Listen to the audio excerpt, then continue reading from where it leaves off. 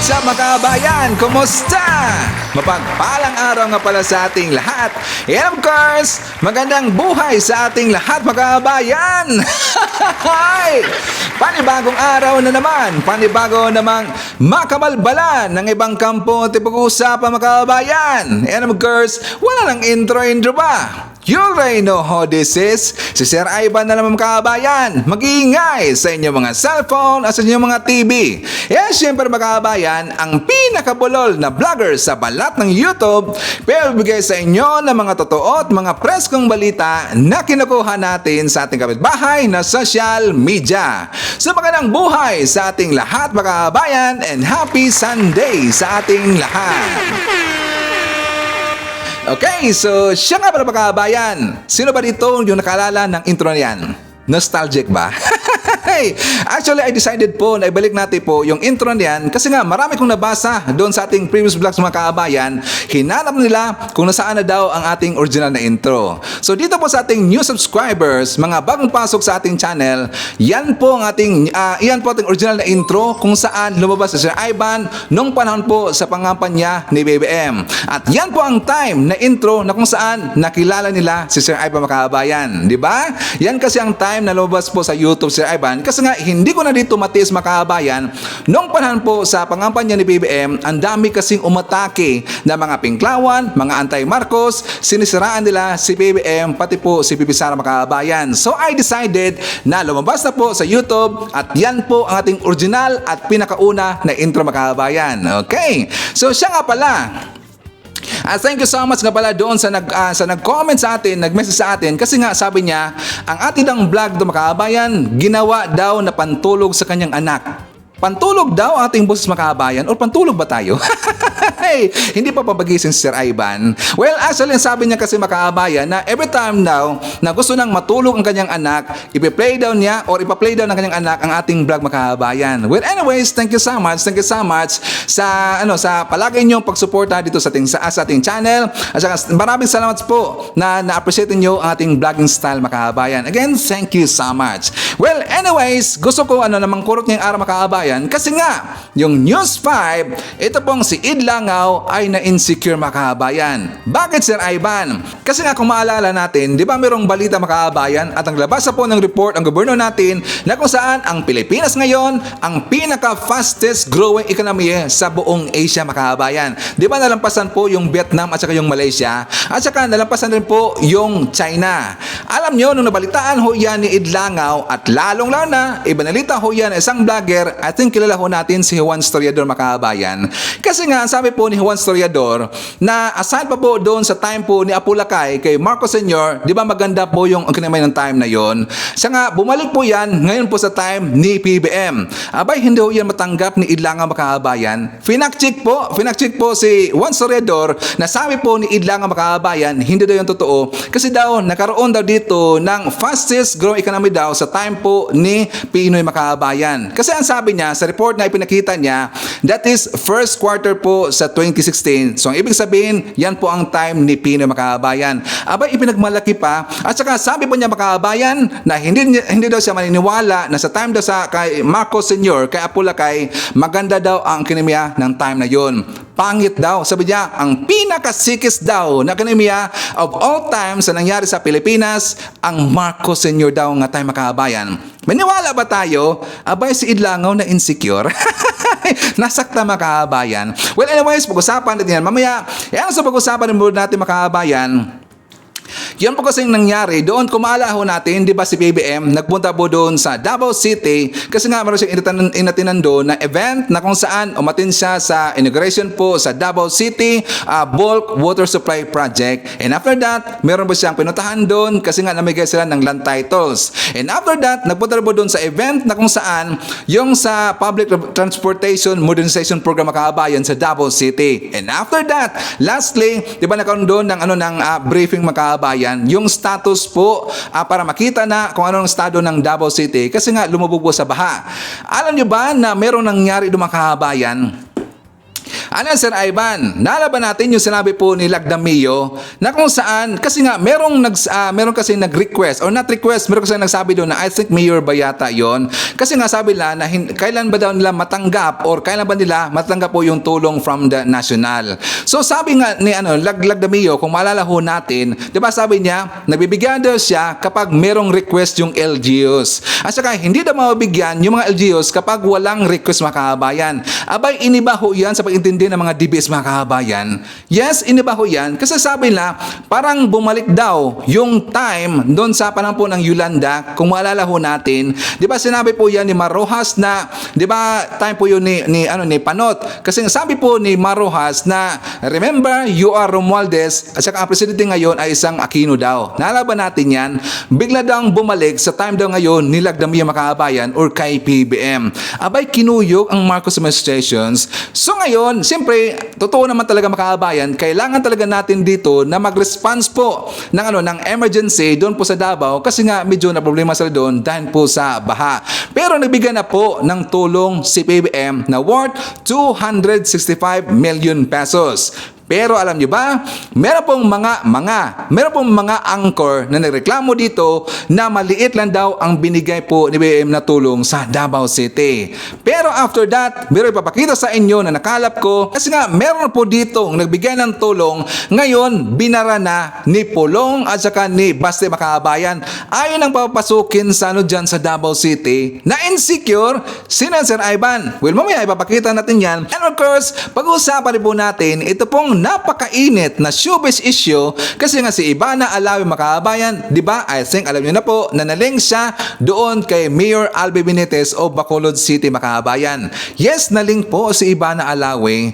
Ngayon, si Ivana nagsalita ng Makabayan at siyempre, of course, expected natin yan na yan po ay pinasangalingan ni Ivana kasi nga alam ho natin na itong si Mayor Albi Benitez ay married Makabayan, meron yang asawa. Pero, ang nangyari ngayon, merong lumabas at kumalat po na video na kung saan nakita po doon po sa Japan si Ivana at saka itong si Mayor Albi Benitez Makabayan. Ipapakita natin yan mamaya at siyempre marami pang iba. Alam niyo po si Sir Ivan, palagi daw mundalan ba ng pasabog every time na maglalabas tayo ng mga bagong balita dito sa ating channel. Okay, so siya nga pala mga kababayan, before na mag-start, well, siyempre alam niyo na po na kung saan i-shoutout muna natin dito yung mga nakapasok sa ating top 5 commenters doon sa ating last vlog. At andito sa listahan mga kababayan, naunguna po si Ma'am Maria Mindasiplon. Nandiyan po si Emmy Joaquin, Robel Ferrer Official, Jillian Quezon, and Chit Salabet. Hi to all the channel members, sila si Beloved Ryan, Samuel Membrado, Pusong Inami, Cosmo Defender, Fiz Calante, Rosetta Rowell, Biabi Bar, and Melgers Homes. I-greet po natin ang happy birthday si Dante Ariola Sr. Siya po ang husband ni Ma'am Ellie Manalili. This coming February 13 ang kanyang birthday mga kababayan. Happy birthday! And also happy birthday kay Ruth Ariola. This coming February 14. She's watching from San Diego, California.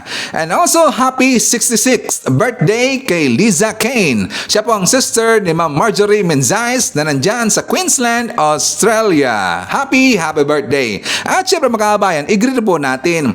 At saka i-welcome natin ating mga early birds. Nandyan po si Sir Leonardo Asteliero, Rales Carlinga, hi to Gima Ramirez, Maria Cristina Manimbao, Evangeline Sanchez, Brian Baltazar, Eloisa Villanueva. Nandyan po si Erms, Price Gasol, Florifigo Mapak, Luz Romero, Ruben Egelius, and Esther Arboladora. Okay, so dito muna tayo sa balita mga kababayan na kung saan tungkol po kay Idlangaw. Kasi nga si Idlangaw na insecure po at sarap talaga asa rin itong si Idlangaw mga kababayan. Kasi nga, ulitin ko lang po, siya po ay na-insecure doon po sa report po ni Juan Storidor na kung saan sinabi ni Juan Storidor na maganda daw ang ekonomiya ng Pilipinas sa panahon po ni Apolacay kay Marcos Sr. Hanggang bumalik ho yan sa panahon po kay PBM kasi nga after po sa kay Marcos Sr. lumubog po yung ekonomiya sa Pilipinas. Well, totoo naman talaga yan. Ito po hindi matanggap ni Idlangaw mga kababayan. Sa for more details, let's watch this. Ang ekonomiya ng Pilipinas maunlad lamang daw nung panahon ng mga Marcos. Yan pong pinangalandakan ngayon ng isang vlogger. Anya, mula nang mapatalsik si dating Pangulong Ferdinand Marcos Sr., ngayon lamang ulit nangyari sa administrasyon ng anak niyang si Bongbong Marcos na muling gumanda ang ekonomiya ng bansa. Pinakita pa ng nasabing vlogger ang mga report kung saan sinasabi raw ng World Bank na ang Pilipinas ay inaasang maging isa sa mga pinakamabilis na paglago ng ekonomiya sa Southeast Asia ngayong taon. Totoo nga ba na sa panahon lamang ng mga Marcos nakaranas ng malagong ekonomiya? Mga kapatid, hindi po yan totoo. Sinuri po yan ng Facts First PH at ng Rappler. Bagamat totoo ang mga report tungkol sa forecast ng World Bank, ito ay mababa pa rin kumpara sa target growth rate ng ating gobyerno. Hindi rin totoo na ngayon lamang nakaranas ang Pilipinas ng mabilis na paglago ng ekonomiya kumpara sa ating mga karatig bansa. Noong first quarter ng 2013, naungusan natin ang GDP growth ng China at ng Indonesia. At sa first quarter ng 2016, ang Pilipinas ang fastest growing economy sa rehiyon. Kabaliktaran ito noong panahon ng nakatatandang Marcos kung saan ang Pilipinas ay tinawag na sick man of Asia dahil sa naranasang worst post-war recession o pagbagsak ng ekonomiya sa pagtatapos ng rehimen. Sabi ko sa inyo, hindi matanggap ni ilang ang makabayan.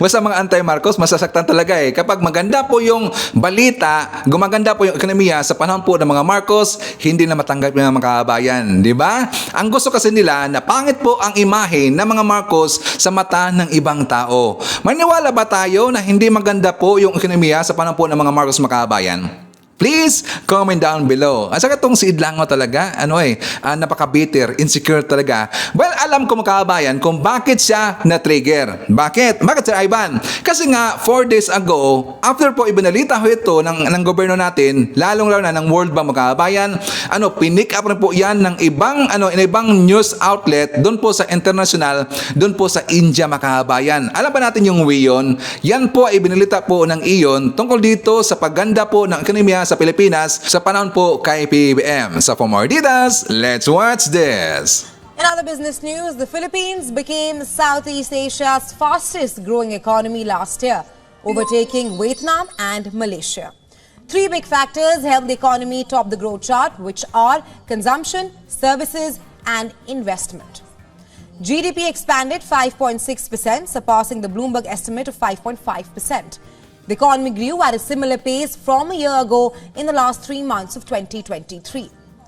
Meanwhile, Filipino stocks rose 1% after the data was released, while the peso merely slipped 0.1% against the dollar. While the annual pace of expansion was slower than the government's 6% to 7% target, it was the fastest pace in the region. The country overtook Vietnam's 5.05% growth rate last year. Malaysia's economy, which posted Southeast Asia's quickest growth in 2022 at 8.7%, it likely slowed to 3.8% in 2023. Moreover, the Philippines government is confident that the economy will expand at a pace of 6.5% to 7.5% in 2024. The Philippines' consumption-driven economy got a boost from cooling inflation and pause in the rate hike cycle. Consumption accounts for about 75% of the Southeast Asian nation's GDP. However, several factors continue to impact the country's consumption economy. They include tense ties with China over the South China Sea, sluggish global economy, elevated inflation, and also rates. Buti pa yung international na balita makabayan, ibanalita yan. Pero dito po sa mga vlogger ng mga anti-Marcos, mga DBS, ayaw nila na ibalita po ang ganyang klase na balita makabayan. Di ba, good news yan? Dapat proud ho tayo na nakita po sa ibang lugar sa India na gumaganda na po unti-unti ang ekonomiya sa Pilipinas. Bakit hindi yan naramdaman ng mamayang Pilipino? At parang hindi po proud yung ibang Pilipino makabayan na umunti-unti na po na gumaganda ang ekonomiya sa Pilipinas. Di ba? Hi, ironic. Dito kay Idlangaw, will ngingik mo. Nakita na ho yan ng ibang lugar kasi nga ayaw na makaabayan na malaman po ng ibang na ibang mga lugar na gumaganda na yung Pilipinas. Kasi gusto nila na ang mata po ng ibang tao doon sa ibang lugar mga kaabayan, gusto na pangit po ang imahe ng Pilipinas. Well, hindi na ho yan sa panahon po ni BBM. Kasi ang Pangulo natin naghanap talaga ng paraan para po gaganda ang buhay natin dyan sa Pilipinas. at para po uunlad na naman yung yung bansang Philippines, mga kabayan, di ba? Hindi ho yan mabibigyan po ng mga anti-Marcos. O isa nga pala, dito sa mga haters, nakatawa naman eh. So anyways, para sa atin naman ho yan lahat. 'Di ba? Kapag lalago po atong ekonomiya, kapag gaganda po yung Pilipinas or unlad ng Pilipinas, tayo rin po lahat ang makabenepisyo yan. So dapat hindi natin sisiraan, hindi natin po tatakpan yan. That is good news at dapat proud nating ibabalita yan, mga kabayan. Okay? So Idlangaw, napaka-bitter mo eh. Sarap mo korten, gonggong ka eh. So anyways, mga kabayan, dito muna tayo sa next topic natin. Yung pong namigay kasi si BBM ng tulong, that is emergency cash transfer para doon sa naapektuhan po sa baha dyan sa Davao City, mga kabayan. Well, ang ganal po ng balita kasi nga namigay po dito ng tulong yung national, si BBM, pero may reklamo pa rin sila, mga kabayan. Ano yan, Sir Ivan? Let's watch this. Naglabas ang Office of the President. Ito, tanggapan ng ating Pangulo ng 265 million pesos para tulungan ang mga naapektuhan ng pagbaha at pagguho ng lupa sa Davao Region. Samantala, iniutos naman ni President BBM ang mabilisang pagtugon sa mga apektado ng kalamidad sa Davao Region. Narito ang balita ni Creseline Catarong. Ipinaabot ni Pangulong Ferdinand Marcos Jr. ang 265 million pesos na halaga ng tulong pinansyal sa rehiyon ng Davao para sa mga residenteng naapektuhan ng shear line at low pressure area. Nitong Miyerkules, pinangunahan ng Pangulo ang situation briefing sa Davao City kung saan ipinaalam sa kanya ang sitwasyon sa Davao Region. Kasunod nito ay tumanggap ng tig 30 milyong piso ang mga lalawigan ng Davao del Norte, Davao Oriental, Agusan del Sur at Davao de Oro. Habang ang mga lalawigan ng Surigao del Sur at Maguindanao del Sur ay tumanggap naman ng tig 25 milyong piso. Ang mga lungsod ng Butuan at Davao at ang lalawigan ng Davao Occidental ay nabigyan din ng 20 million pesos, habang ang lalawigan ng Agusan del Norte ay napagkalooban ng 15 million pesos. Tumanggap naman ng 10 milyong piso bawat isa ang mga lalawigan ng Cotabato at Bukidnon. That's why I released the 265 million to make sure that phase of the response is immediate. At maramdaman kaagad ng tao, mayroon kaagad silang tulong, maramdaman. Ang nasabing ayuda ay bukod pa sa emergency cash transfer na ibinigay ng Department of Social Welfare and Development o DSWD sa mga apektadong pamilya sa rehiyon. Sinabi ni Davao de Oro Governor Dorothy Gonzaga na bagamat karamihan sa mga national roads sa kanilang lugar ay nadadaanan pa, ay mayroon pa ring ilang municipal at barangay roads na kailangang linisin at suriin. Ito nga'y para matiyak na ligtas itong daanan ng mga biyahero at maging ng mga responder na nagsasagawa ng mga relief effort. Tiniyak din ni Department of Social Welfare and Development o DSWD Secretary Rex Gatchalian sa mga lokal na opisyal na may sapat na supply ng relief goods para sa mga apektadong pamilya sa rehiyon. We've been working with the different congressmen, governors, mayors about the family food packs. And later on, Mr. President, I think OCD consolidated our report with them. Yes, they're going to have one later on. It's already there, Mr. President, and we'll also explain later on the other non-food assistance that we're packaging. Maraming salamat, Mr. President Bongbong Marcos Jr. for being there sa pangangailangan ng ating mga kababayan. When did it happen? When did the calamity Sa kahapon yata, ma'am? O the other The day? calamity, when it The calamity, 1 week na ito, ma'am. Yeah. Na tuloy-tuloy na pag-ulan, pagguho ng mga lupa, at pagkawala ng ating mga kababayan.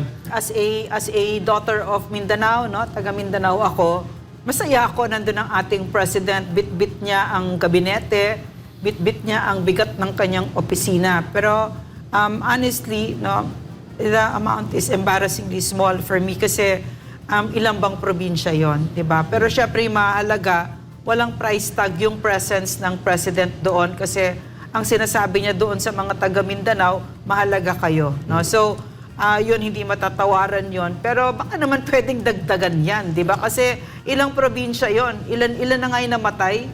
Ang reported 11. 11. More than So, 40 ang missing. At Kung daw hinahanap. nagkakamali, It's a very mga sa 4 na serious, po pa Apat na nawawala. po rin ang mga sugatan. Nawawala. At may mga nawawala. 4 na po nawawala. So almost close to 100 individuals ang sinalanta and more than several thousands families suffered. Plus destruction to property, di ba? Properties So mga and bahay infrastructure. nila, yes, no? So it doesn't seem like that amount is Correct. sufficient. And I think bagamat pinapasalamatan at nire-recognize namin dito sa Laban Kasamang Bayan at sa SMNI ang kaagarang pagpunta at pagbibigay ng tulong ng Pangulo ng Bansa, ang panawagan ng mamamayan pwede sigurong dagdagan ito because the extraordinary or exigency fund of the President ay aabot ng mga close to 12 billion pesos naman yan.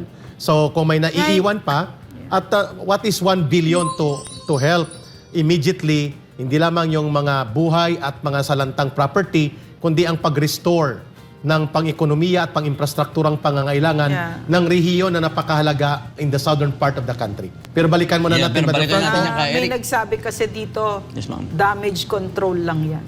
No, so Obvious he naman cannot yun, help. Yun, pero maraming sabi nonetheless, kailangan niyang tugunan sapagkat tungkulin at obligasyon niya po yun. Tsaka grateful bilang Pangulo. tayo pa din. Gumawa siya Kinikilala ng pa rin. panahon niya.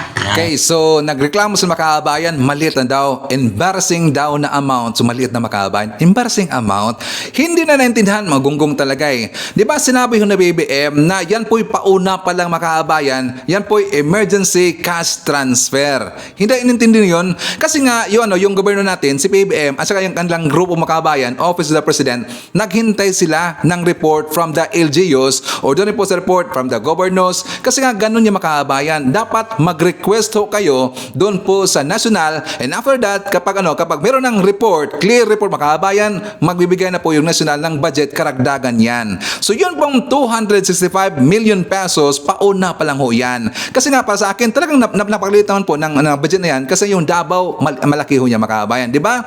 Obvious na obvious, yan po'y pauna lang po, pero yan po'y dagdagan po ng ating gobyerno, padagdagan ho yan ni PBM. Di ba hindi lang naintindihan makabayan, banat ng banat kaagad eh. Hindi lang inintindi po yung mga sinasabi doon ni PBM, lahat. Kasi nga mahaba po yung report ng makabayan, mahaba po yung live na yan. So merong nasabi to si PBM, yan lang po ay pauna. Kaya naglagay sila ng cash na emergency cash transfer na 265 million pesos para meron pong magamit yung taga Davao temporarily. Okay? Gets na ba natin?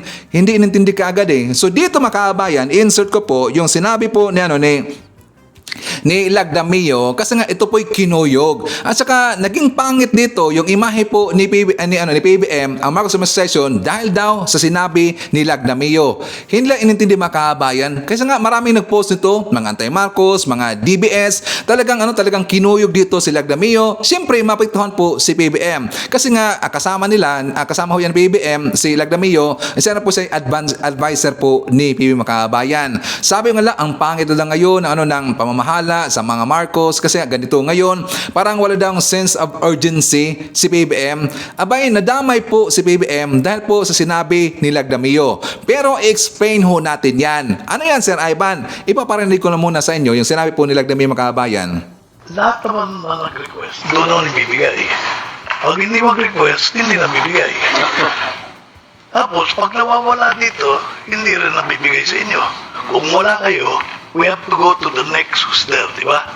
So, yun yung nangyayari. Okay, so ulitin mo natin makabayan para klaro po, okay? Lahat naman na nag-request, doon naman ibibigay. Pag hindi mag-request, hindi na bibigay. Tapos, pag nawawala dito, hindi rin nabibigay sa inyo. Kung wala kayo, we have to go to the next who's there, di ba? So, yun yung nangyayari. Okay, yan hindi lang naintindihan. Di ba sinabi po ni Lagdamio, sabi niya, doon po ako nagbibigay sa mga merong request. Clear ho yan. Kasi nga required talaga ng mga LGUs na nagbibigay po or magpadala ng request doon po sa nasyonal. Yan po ay proper po na procedure po ng gobyerno natin. Kasi hindi naman po talaga makapagbunot kaagad ng pera yung gobyerno natin makabayan. Kasi nga tinitingnan pa nila yan kung ilan ba lahat talaga or magkaano ba yung budget na kailangan po ng lugar na yan. Yan po ay normal. Pero meron naman pong emergency po ng mga fundings, lahat ng mga ahensya. So pwede sila magpadala po ng mga emergency na cash makabayan, at yan po ay ginawa ni PBM. And after that, kapag klaro na po yung report from the siguro yung mayor yata yun ang padala or governor ba yun, I'm not sure makabayan.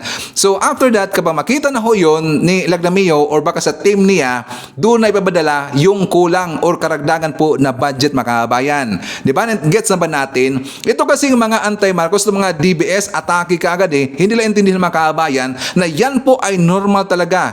na procedure po sa gobyerno natin. And sad to say, gano'n naman talaga yan eh. That is, yan po, nakasanayan na po sa gobyerno natin. Pero hopefully, na yan po ay mabago po sa panahon po ni BBM. Pero merong ibinigay po na budget si BBM mga kabayan. Di ba? Okay, so dagdag po sa sinabi po ni Lagdamio.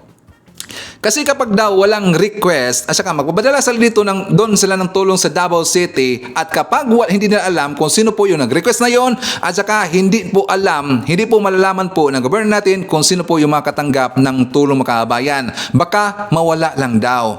Yan po ibig sabihin ni Lagdamio. Diba? Klaro naman ho yan, at saka common sense naman ho yung makabayan, ayaw kasi nila intindihin, at yan po ay ginamit ngayon para po ito paninira kay BBM dahil daw kay Lagdamio makabayan, na parang bumalik daw sa panahon po ng Yolanda, na kung saan sinabi po ni Mar Rojas, siya nga pala parang binigyan ngayon ng pangalan si Lagdamio na Mar 2.0 makabayan. Kasi nga kung maalala ho natin, di ba sinabi po ni Mar doon po sa panahon po sa Yolanda, na kung saan, remember, you are a Romualdez and the president is an Aquino. So parang nangyari po daw ngayon kay Lagdamio makabayan, parang Dilaw style daw yung Marcos administration. Dilaw style ba talaga? Meron pong plan po si PBM dito, master plan, yung buong bagong Pilipinas, at yan po ay hindi katulad sa panahon po ng mga Aquino makabayan. 'Di ba? So dito po sa mga anti-Marcos, will niknik ninyo. So ngayon makabayan, meron kasing lumabas po na report na balita, 'di ba? Tumulong rin po si SMR, si Speaker Martin Romualdez. I think nakita ho natin sa balita na talagang gabundok po ang kanyang mga ibinigay po na tulong doon. That is sa Tingog Party List yata yan. So doon po sa mga tulong makabayan, kasi nga maraming nakita doon na mga ayaw po kay SMR, pinicturan yun, ipinadala po doon siguro kay Pulong or doon po kay Basti Duterte, abay nasakta makabayan. Kasi nga nakita lang yung mukha po ni SMR, pati rin po yung pangalan ni SMR. Parang nagpapai pala makabayan. Well, anyway, i-clear ko lang po dito. Hindi ko dito ipinagtanggol po si SMR makabayan, at hindi pa po suportado ni Sir Ivan si SMR. Under observation pa lang po si SMR kay Sir Ivan makabayan. Okay? So clear ba natin? Mga haters dito ni Sir Ivan, clear na ba natin? Hindi pa po suportado. Pero ipapakita ko dito yung mga ginawa rin po ni SMR na kung saan sa tingin ko nakatulong po sa sambayanang Pilipino. Okay? So dito makabayan, ang balita kasi pinababard po or ayaw na ipapasok yung mga tulong na ibibigay po ni SMR dyan sa Davao City makabayan. So ayon dito sa balita, babasahin ko lang po para meron tayong konteksto. Romualdez team barred from distributing disaster aid in Davao City. Yan po ang sabi po ng mga congressman iba makabayan. Apay pinababard na, ayaw na ipapasok kasi nga ayaw po dun sa balita, meron kasi nagsabi na nakaabot ito doon sa, siyempre sa mga Duterte, at ayaw po ng mga Duterte yung si SMR makabayan. Kaya ayaw lang tumanggap po ng tulong from SMR. Tingnan nyo yung utak po ng itong ni Basti, nila na Pulong, ayaw na makabayan. Samantala nakatulong naman ho yan, di ba? Tapos ngayon nagrereklamo sila na maliit lang po yung ibinigay na budget ni BBM, which is 265 million pesos lang po. Yan pong tulong na ibinigay po ni SMR, nakatulong naman niya makabayan, at kailangan talaga ng tulong ng Davao City. Asan pa po dyan sa mga sako-sako na yan, mga tubig na yan, mga pagkain or whatsoever, mga gamit makabayan, meron pong I think 125 million pesos yata yun ibinigay ni SMR. Di ba? Merong picture yun, at saka meron sa balita yun. So asan pa po sa gamit na yan, meron pong cash. Ngayon, ang problema, kasi yan po ipablock na, ipababard na ng mga Duterte, ay napapasukin po ng lahat ng tulong na ibibigay po ni Romualdez dyan sa Davao City makabayan. So tingnan nyo, kawawa po ang Davao City. Yan ba ang gusto ninyo na leader dyan sa Davao City? Yan ba ang gusto nyo na mayor? Yan ba ang gusto nyo na congressman? Na kung saan, hindi naman kayo iniisip niyan? Hindi po iniisip po na mang mayor na yan, gunggong na yan, yung si Pulong na yan, ang inyong kapakanan taga Davao City. Hindi po. Isit aside more natin po yung politiko. Well, walang problema ho yan. Kung merong mang mukha ni SMR, merong mang pangalan ni SMR, isit aside na muna yan. Ang importante, tulong ho yan para doon sa Davao City, sa mga nangangailangan po na makababayan nating napituhan po ng flood dyan sa Davao City. Dapat kayong mga taga Davao, piktusan niyan yan si Pulong, piktusan niyan yan si Basti, kasi nga pasawa yan at dagdag yan sa problema sa inyo. Di ba? Di ba mga kabayan? Kahit anong, walang problema yan. Paipal-ipal na yan. Walang problema kasi raiban yan. Magpaipal kaya ang gusto mo as long as nakatulong ka sa sambayan ng Pilipino. Okay, so di ba nakaawa talaga eh. So sa aking mga kababayan dyan sa Davao City, mag-isip-isip na ho tayo. Ano ba, dapat talaga pagsabihan nyo na yan si Baste, pagsabihan nyo na si Pulong na hindi maganda ang kanyang ginagawa kasi ibablock nila yung mga tulong po ni SMR. Di ba? Hindi lang po yan mga kababayan, dapat may sunod-sunod pa o yan. Pero ang problema dito, hindi na nakabigay po ng tulong si SMR kasi ibablock na ng mga Duterte. So maiba muna tayo mga kababayan. Well, dito muna tayo sa good news na kung saan naunahan kasi ng mga successful eh. Good news muna tayo kasi nga ito po yung magandang balita doon po sa mga kababayan nating nagtatrabaho po na isang waiter o yung mga servidora mga kababayan. Di ba na pansin ba natin na every time po nakakain tayo dyan sa mga restaurant or dyan sa mga kainan mga kababayan, kung titingnan ninyo po yung resibo, merong service charge. Yan kasing service charge na mga kababayan which is supposed to be intended ho yan parang tip ho yan doon po sa mga waitress mga kababayan. Pero marami kasi nag-isip dito at marami pong mga lumalabas po kasi na mga balita-balita na hindi ho yan matatanggap po ng mga waiter which is supposed to be para sa kanila mga kababayan. So dito, meron pong ginawa po na batas dito or polisiya ang gobyerno natin na ito po'y matatanggap na ng kababayan nating mga waiter or waitress. Sa Pomardidas, let's watch this! Muli namang ipinapaalala ng Labor Department na dapat ay buo ng matatanggap ng mga empleyado sa mga restaurant at hotel ang service charge fee na ipinapataw ng mga establishmento sa kanilang mga customer. Yan ang ulat ni Luisa Erispe. Nagbibigay ka ba ng tip sa waiter kapag kumakain sa labas? O tinitignan mo muna ang bill kung may service charge? Isa ka rin ba sa nagtatanong kung napupunta ba talaga ito direkta sa mga empleyado? Pwes, bilang isang consumer, makakasiguro ka ng direkta ng matatanggap ng mga empleyado ang binibigay mong tip o binabayarang service charge tuwing pumupunta sa mga hotel at restaurant. Naglabas kasi ng utos ang Department of Labor and Employment na dapat lahat na ng mga manggagawa, mapa-contractual man, directly hired o nasa ilalim ng agency, mabigyan ng bahagi sa mga service charge at tip na kanilang pinagtrabahuhan. Inilabas po ng aming kalihim nitong Pebrero 1. Yung una po ay dinidelete po natin yung phrase na under the direct employment. Ibig pong sabihin nun, lahat na po ng nakolekta na service charges ay ibibigay sa lahat po ng mga manggagawa. Ang mga manggagawang po yan ay either directly hired o hired by a legitimate contractor.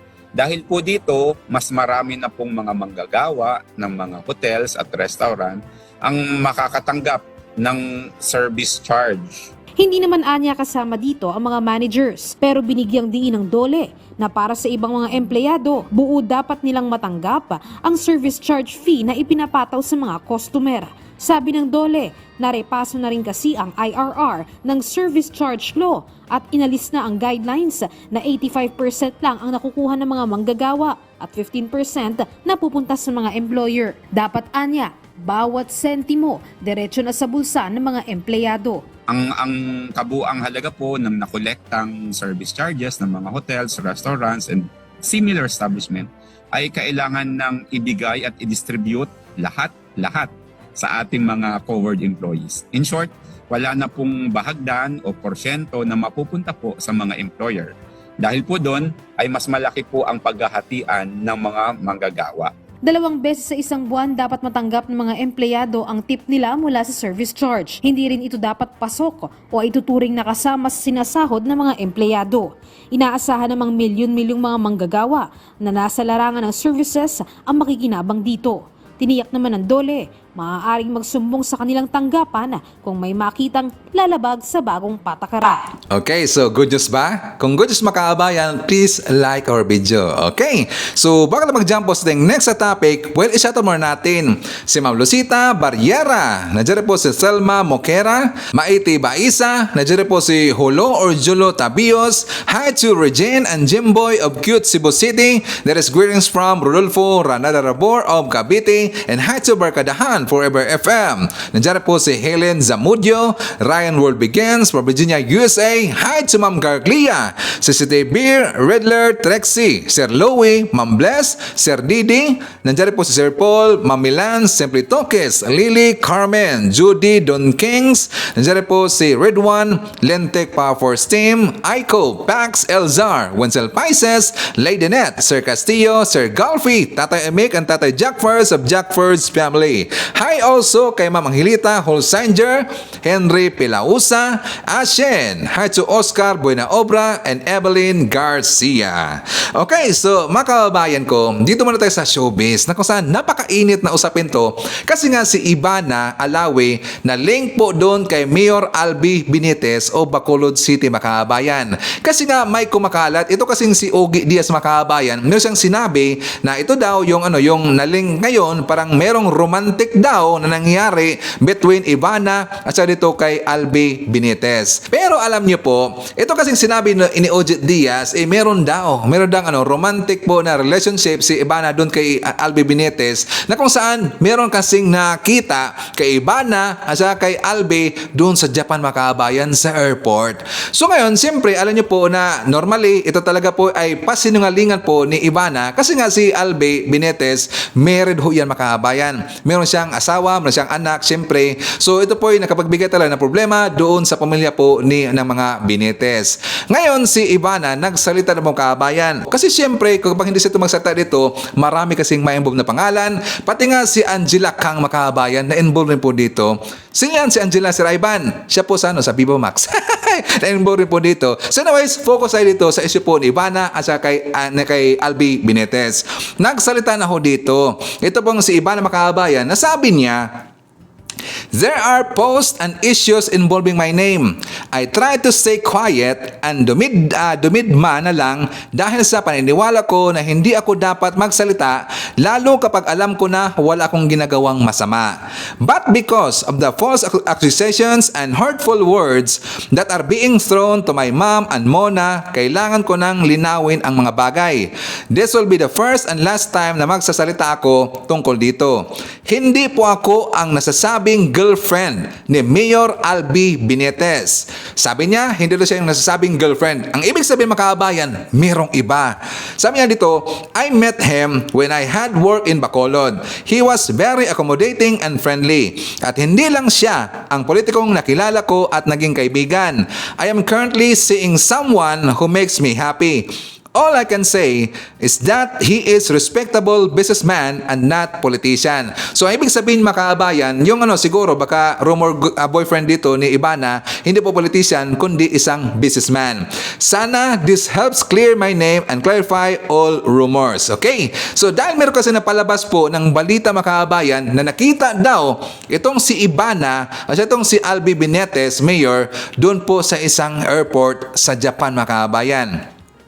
Yan po yung una. So until na meron talagang resibo na lumabas po na pictures na nakita talaga doon, mga kababayan, sa airport, merong merong video niyan na kung saan nagkita po itong si Ivana, pati po itong si Albi. Well, nung una, nakita natin, di ba, si Ivana, parang merong hinintay na, mga kababayan, hindi muna doon lumakad. Para siyang merong hinintay dito. Yun pala, yung nakatabi niya, mga kababayan, na lalaki, yan pala ay si Mayor Albi Benitez. Well, siyempre, i-deny nila yan kasi nga that is very controversial at yan po talaga ay nakasira po ng isang pamilya, mga kababayan. Well, hindi natin alam. Ang nakalam nandito, si Ivana lang at saka itong si Albi Benitez. Di ba? Ganun, showbiz talaga eh. Pero involved kasi dito yung politiko, mga kababayan. Katulad po doon kay Bia at saka kay Dominic Roque, political lang po yung involved doon. Maraming nagsasabi, I'm not sure ha, ito ayaw na po ha sa mga nag-comment, parang si BG na, mga kababayan, ang politiko na yon. Totoo ba? Si BG pa? Meron kasing maraming comment Sir Ivan, si BG ho yan, or parang go.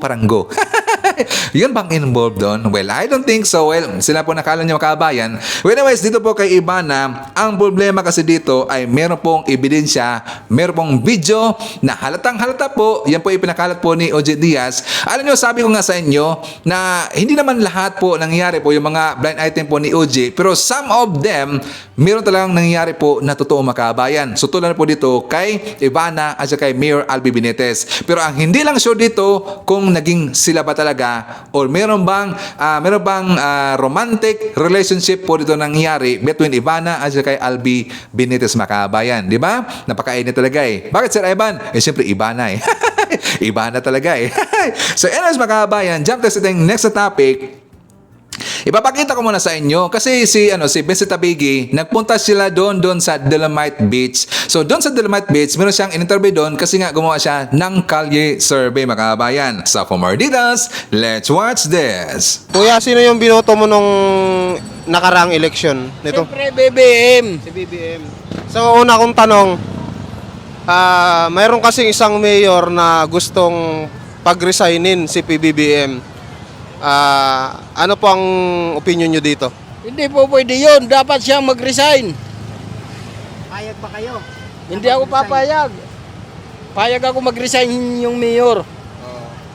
Si Mayor. Anong masasabi nyo doon sa mayor? Mag-resign ka na. Eh ito, kung papipiliin kita, sino ba ang pinakamalakas sa'yo?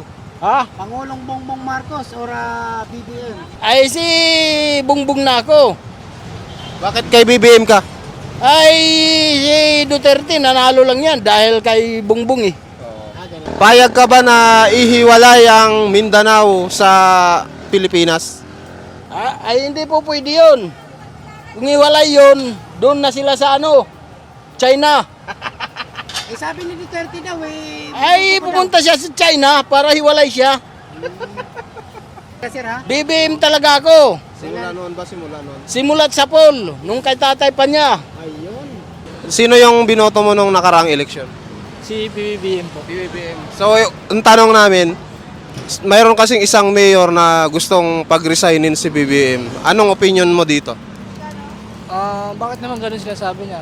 Ang ganda naman pagpapalakad ni BBM sa Pilipinas. Tulad niya, may yung bagong Pilipinas. Ang ganda ng inano niya, yung mga power plant. Hindi na tayo mangungutang sa ibang bansa. Ganun. Ba't kailangan niya po pagbitawin si BBM sa pwesto? Hindi malulugmok na naman tayo sa utang. Po. Yun lang po. Ito sir, payag ka ba na ang Mindanao ay hiwalay sa Pilipinas? Hindi po. Hindi po. Pangit ang ganun. Iiwalay niyo yung Mindanao sa Pilipinas. Bakit niya gagawin yun? Hindi papangit ang tingin ng mga tayuan sa Pilipinas dahil iiwalay niya yung Mindanao sa Pilipinas, di ba? Para sa amin, pangit yung tingin na ganun. Kaya maling-maling gagawin ni Duterte. Mensahe nyo na lang kay PBBM. Tibayan na lang yung loob. Yun na lang po. Saglit lang sir, sino po yung binoto nyo nung nakaraang eleksyon? Ako, sa presidente, wala eh. Presidente? Oo, wala eh. Ayun ma'am. Hindi ha. BBM. Eh ma'am, sunod kong tanong, mayroon kasing isang mayor na gustong pag-resignin si PBBM. Ano po yung opinion nyo dito? Para sa akin, ano ba mahal? Dapat lang. Kasi, sutusin, di ba, katulad ng plataforma niya. Sabi niya, ang gagawin 20 pesos ang kilo ng bigas, di ba? Oo, di ba? Pero ibig sabihin, kasama pa rin kayo ron sa nadala ng pangako na yun. Di ba? Kasama lang kayo sa na ganung sistema. Pero sabi kasi sir ni Pangulo, pangarap, hindi niya naman po pinangako. Opo. Opo. Pangarap lang po. Pangarap. Maibaba. Oo. Okay, sana. Hindi pa kasi natin hawak ano kasi Kahit naman sino naman maupo kahit sino maging ano diyan, di ba? Kahit sino maupo diyan, hindi magagawa yung ganun. Opo. Maganda rin naman yung pamamalakad niya sa ngayon. Maayos naman. So next question ko ma'am, payag ba kayong ihiwalay ang Mindanao sa Pilipinas? Ay, hindi. Kasi simula pang ang Mindanao parte na talaga ng Pilipinas. Bakit kailangang ihiwalay? Pare-pareho tayong Pilipino. Ayun, ma'am, mensahe nyo na lang ma'am kay President BBM, baka may gusto ko yung iparating. Ayun, good luck na lang sa kanya. Tapos sana mas maging maganda pa ang paghawak niya sa bansa natin dito sa buong Pilipinas. Ma'am, tanong namin ma'am, sino po yung binoto nyo nung nakarang election? Si Marcos. Next question ko ma'am, mayroon kasing isang mayor na gustong pag-resignin si PBBM. Para sa inyo ma'am, ano po yung opinion nyo dito? Gusto rin namin eh. Kasi parang marami nang nagbago. Na parang masyadong parang gumulo. Hindi katulad dati. Opinion nyo sa gusto daw paghiwalayin ng Mindanao sa Pilipinas? Hindi naman maganda yun. Kasi kung tutusin, yun na lang talaga yung pinaka natin sa buong nangyari nung in the past. Talagang kailangan hindi pwedeng maghiwalay. Kasi kung maghiwalay yun, pangit na tignan. Anong mensahe mo kay PBBM? Wag pong susuko or or something, laban lang siya pa kung may mga kung may mga tutol sa kanya. Laban lang. Laban lang. Thank you. Ma'am, next question ko ma'am, payag po ba kayong ihiwalay ang Mindanao sa Pilipinas? Hindi ko alam siya na Ikaw. No po, kasi part of the Philippines po kasi yun. Oo. Part of the Philippines po, tsaka yung Laguna po, it's po natin yan. Party din po ng Philippines. Yan yun, kasi pag ihiwalay po, parang ibang bansa na rin yun. Ayun, galing nyo no? Ilang taon ka na? Ilang taon ka na? Dahil pa lang po. Thank you. Sige po ma'am. Thank you ma'am, magaling sumagot ma'am. Mas may alam po yung bata makahabahay, no? So nakita natin may future yung bata eh. Alam na alam niya yung nangyari po sa Pilipinas, about sa politika. So okay doon ang bata makahabayan. So dapat sana yung lahat po ng makabataan natin, gayahin po yun kasi nga marami siyang alam makahabayan. Okay, para mulat rin po tayo sa mga nangyayari dito po sa about sa politics kasi para malaman natin yung improvement po ang nangyayari dyan sa gobyerno at sa ekonomiya natin. Okay? So tayo po'y makikialam. So anyways, makabayan, yan po ito yung mga nakalap ng mga balita ngayong araw. Kung nakaabot ka po sa portion na to, sana nakapag-like na ho tayo. Libre po ang mag-share. Libre din ang subscribe. Again, maraming salamat sa mga viewers na hindi nag-skip ng ating mga commercials. Thank you so much. At before natin tatapusin ating programa ngayong araw, sana sabayan nyo si Sir Ivan para sa ating live messaging prayer. Makapangyarihang Diyos, lumuluhod po kami sa harap mo sa panalangin, pinupuri at niluluwalhati ka sa pagsamba. Pakiusap, bigyan mo po kami ng lakas para magtiyaga at huwag sumuko. Ngayong araw, buong kababaang loob po naming hinihiling sa iyo na palakasin ang aming pananampalataya sa iyo nang sa gayon ay makayanan namin ang mga kaguluhan, problema at mga sakuna ng buhay. Tulungan mo po kaming manatiling matatag anuman ang nangyayari sa aming buhay ngayon. Naway bigyan mo po kami ng masaganang biyaya upang ang aming buhay ay hindi magkukulang. Akayin po kaming matuto ng mga kinakailangang aral mula sa lahat ng uri ng karanasan at bigyan kami ng kakayahan na gumaling, magbago at mapalakas. Amen. So maraming salamat mga kababayan and I hope to see you again on my next video. BBM Sara! BBM Sara! Pagkakaisa patungo sa ginhawa. BBM Sara! BBM Sara! Para sa kinabukasan naming mga bata. BBM Sara! BBM Sara! Walang imposible na kapag nagsama-sama. BBM Sara! BBM Sara! Ang presidente at ang bisi na mahal